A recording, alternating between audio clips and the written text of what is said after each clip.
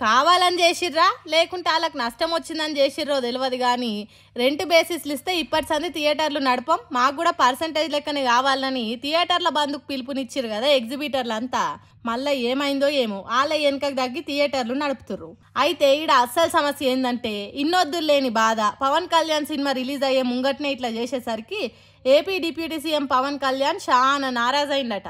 నేను తెలుగు చిత్ర పరిశ్రమ కోసం ఎంతో ఆలోచిస్తున్నా, సినిమా థియేటర్లకు సంబంధించి పబ్లిక్ నుంచి ఎన్నో కంప్లైంట్లు వస్తున్నాయి, అయినా కూడా నేను దగ్గరుండి అవన్నీ చూసుకుంటా అని మాట ఇచ్చిన. సినిమా రంగం కోసం నేను ఎంత ఆలోచన చేయాలనో అంతకంటే ఎక్కువనే ఆలోచిస్తా. నా సినిమా అప్పుడే గిట్లా థియేటర్ల బంధు చెప్పి నన్ను మస్తు బాధ పెట్టిండ్రు అని మాట్లాడిండ్రు. గత ప్రభుత్వం సినిమా రంగం వాళ్ళను అగ్రనట్లను ఎట్లా చిత్రీకరించిందో మర్చిర్రా? తెలుగు చిత్రసీమ ఇచ్చిన రిటర్న్ గిఫ్ట్కు కృతజ్ఞతలు అని చెప్పుకుంటూనే ఇక ఇప్పటి సంది ప్రభుత్వంతోని వ్యక్తిగత చర్చలు నడవై ఏమున్నా సినిమా సంఘాల ప్రతినిధులే రావాలి, వాళ్ళతోనే మాట ముచ్చటుంటది అని గట్టిగా తాలిగే తట్టే సమాధానం చెప్పిండు. పవన్ కళ్యాణ్ అన్న మాటలకు నిర్మాత దిల్ రాజు ఉండి పవన్ కళ్యాణ్కు కోపం వస్తే తిడతాడు, పడతాం, ఆయన హట్ అయితే మమ్మల్ని తిట్టే అధికారం ఉంది అని మాట్లాడుకొచ్చిండు. అటు నిర్మాత అల్లు అరవింద్ కూడా తెలంగాణలో నాకు ఒక్క థియేటర్ కూడా లేదు ప్రస్తుతం.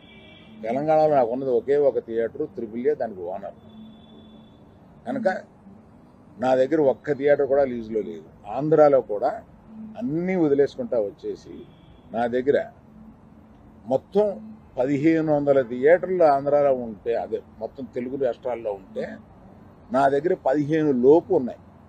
అన్నీ వదిలేసుకుంటారాగా అవి కూడా మా స్టాఫ్ తోటి లీజులు అయిపోయిన తర్వాత ఎప్పుడు లీజులు రెన్యూ చేయకండి వీటిని అని చెప్పాను. కనుక నా దగ్గర ఆ థియేటర్లు లేవు. పవన్ కళ్యాణ్ సినిమా వస్తుంటేనే థియేటర్లు మూసేస్తామాడు కరెక్ట్ కాదు. ఆయన మాట్లాడిందంతా బరాబరే ఉన్నది.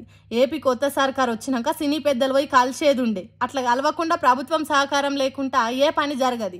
ఎందుకంటే సినిమాల కోసం పవన్ కళ్యాణ్ మస్తు పాటు పడుతున్నాడు. అసొంటిది ఆయన సినిమా రిలీజ్ అప్పుడే థియేటర్లు మూస్తామనడు పద్ధతి కాదు అని చెప్పిండు. దీన్ని బట్టి చూస్తే థియేటర్ వాళ్ళు తీసుకున్న నిర్ణయం ముందు ముందు పెద్ద రచనే వేసేటట్టు కొడుతుంది. చూడాలి మరి పవన్ కళ్యాణ్ కూల్ అవుతాడా లేకుంటే అన్నట్టే పట్టు మీద ఉంటాడా అని.